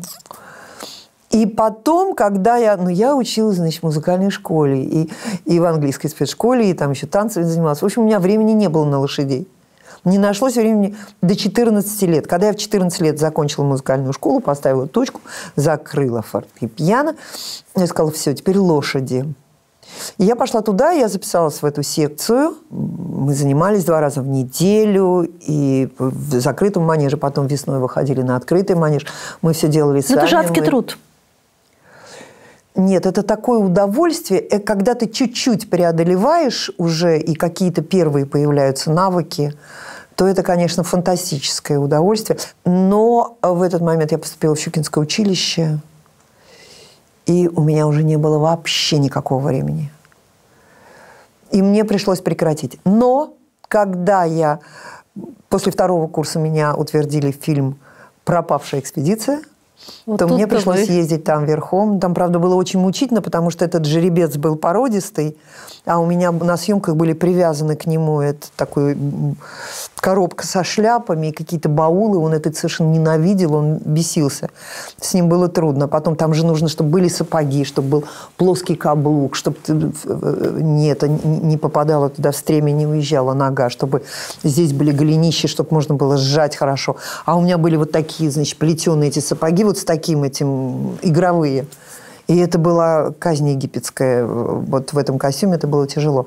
Но зато, когда мы уже снимали вот в Белорецке на Урале, и там с утра лошадники перегоняли лошадей на точку, где мы снимали. И они мне спрашивали меня накануне: Жень, поедешь с нами утром? Я говорю: да, да. И вот они меня рано будили там в 6 утра, и, значит, потому что там было километров 20, но они так их не загоняли, мы так ехали, так либо рысью такой не... Что такое в лошадях, что вот есть специальная категория людей, которые находят с ними общий язык и жить без них не могут, и тоскуют потом всю жизнь? Ну, благородство какое-то безусловное в них есть, в этих глазах. Хотя такие бывают сволочи. У нас такие были подлые, такие вредные. Очень были кусачие лошади, вот когда я занималась. Потом была одна гадина, которая сбрасывала лихо, и там очень тяжело было удержаться. Кто-то кусался очень... Просто вот кусалась, и все. Вот ты едешь на ней, а она тебя за сапог пытается... Ну, не достанет. А она как? Как она вот так вот шею свернет, ну, во всяком случае, близко. Страшно было. Но то, что это из моей жизни ушло совсем, это, конечно, жалко. Скучаете, да? Ну, сейчас уже нет, а был какой-то период, я помню, тоже я приехала куда-то на съемки, и там в этой группе, в соседней, была лошадь, это было в Средней Азии, и они мне дали, и как-то так она меня приняла, и я как на ней припустила. У нее такой еще мягкий галоп. На галопе, потому что на рысе надо работать, надо облегчаться, а галоп она тебя бросает. И есть лошади, у которых очень мягкие, есть очень тряские, а есть мягкие. И тогда ты почти вот только чуть-чуть подскакиваешь немножко, а она несется под тобой, а ты так чуть-чуть только... Класс. Что составляет самую главную вашу радость в жизни? Радость моей жизни – это вот тут на днях был день рождения моей младшей внучки, которой 6 лет. Она очень интересная девочка, и Андрей называет ее Эйнштейн. Потому что у нее такие были в детстве волосы, она была немножко похожа на портрет Эйнштейна. Она очень умная. Они все собрались, все мои 3 внуков. И Зоя моя любимая, которая ведущая актриса театра Маяковского, и мы с ней играем. А это кайф, что вы с ней играете вместе? Что вы мы играем с ней много вместе, да. И мне очень, очень с ней легко. Она очень живая. Я очень люблю ее живые реакции, когда вдруг что-то неожиданное происходит. Она так всегда живо на все реагирует, очень как-то трогательно и смешно. Она характерная, блестящая характерная артистка, и мы играем с ней в московском хоре. Она играет мою невестку, и там у нее такая драматическая роль. Вот мне звонит мой муж, и я слышу его голос в телефонную трубку, и мне так как-то приятно. Мне нравится тембр его голоса. Вы влюблены до сих пор? Ну, в общем, он мне нравится, да. Вот это да. 25 октября 37 лет, как мы вместе. 37 лет. Но тембр голоса мне его нравится до сих пор. Вот это класс. И когда я слышу, как он, да... Мне жалко, что мы не выпиваем. Вот это то, что ушло из моей жизни, без чего я очень... Почему вы не выпиваете? Потому что у меня вдруг обнаружилось одно заболевание дурацкое, и мне запретили чай, кофе и алкоголь. Чай, кофе, я достаточно легко с этим рассталась, хотя я очень любила кофе и любила чай крепкий, с молоком, английский. Но я отвыкла от этого и совершенно спокойно. Но без алкоголя мне очень тяжело. Я вам очень сочувствую. Да, но я себе позволяю все равно все-таки, но не так, как хотелось бы. Без размаха. Слушайте, чем на самом деле мужчины отличаются от женщин? Моя мама говорила, самый лучший мужчина, самый добрый, самый умный, самый тонкий, самый тонко чувствующий. Все равно не женщина, она говорила. Вот да. Шопенгауэра, там у него есть такая глава про мужчин и женщин, там он все рассказывает, в чем различие. Что мужчина может нарожать детей сколько угодно за год, а женщина может только одного, 9 месяцев, ну, если не считать близнецов. Да, кстати. Ну и так далее. Нет, разные, конечно, но и женщины тоже разные. А если бы могли выбрать, вы бы кем хотели быть, мужчиной или женщиной? Женщиной, конечно. Да? Да. Мне нравится, я так как-то уютно прожила. Как вы думаете, могла бы быть президентом России женщина? Думаю, да. А вы бы хотели? Думаю, да. Для разнообразия, безусловно. Если бы вы были президентом, что бы вы, вот 3 вещи, которые вы бы изменили? Прям сегодня? Ну, например, с завтрашнего утра. Ладно, вы же с утра любите плохие новости получать. Ну, я, во-первых, бы впустила прививки западные, потому что, чтобы границы не были закрыты. Потому что, когда ты замкнут в пространстве, у нас необъятная родина и прекрасные есть места, но когда ты лишен возможности путешествовать куда-то еще, это все-таки ограничивает твою жизнь. Это первое. Не знаю, но я бы не хотела быть президентом, я так скажу, потому что думаю, что я бы ни в какой степени не справилась с этим. Никому не по силам. Все отказываются. Всем предлагают, да.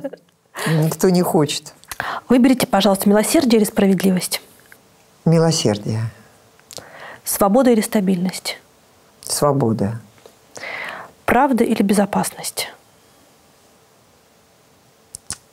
Безопасность. Карьера или семья? Семья, безусловно. Да? Так интересно. Почему? Ну, про артистов же обычно принято думать, что вот они все кладут на алтарь.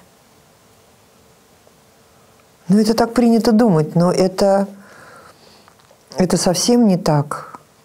Я знала, что у меня может не быть, Бог знает чего в этой жизни. Но что у меня не будет детей, вот это вот для меня было совершенно невозможно. И о чем я очень жалею, это то, что я не родила 3-го ребенка, конечно. Но это были 90-е годы, когда не было ничего, когда раздавали эти пакеты. И я приходила в театр, я всегда что-то позже всех, и там, значит, пакет целлофановый. У нас была такая замечательная Наталья Ивановна Пузакова, которая сидела на служебном входе, и она эти, значит, пакеты всем раздавала. И вот я еду с этим целлофановым пакетом прозрачным, там, значит, лежит гречка, банка растительного масла, там какие-то консервы, еще что-то. И я после спектакля, значит, еду в метро, и какая-то пара напротив меня, и вдруг я вижу, что они меня узнали. И думаю, ну надо же, ну как, я еду в очках, в платке, вот это все лицо, это как они меня узнали? И я там что-то им... Все, прихожу домой, ставлю этот пакет на стол, а там вот такими буквами написано «Симонова Женя». Я вот так с этим пакетом, вот так вот в метро я ехала. Очень было тяжелое время, конечно, и не собралась. Хотя надо было все равно. Вот.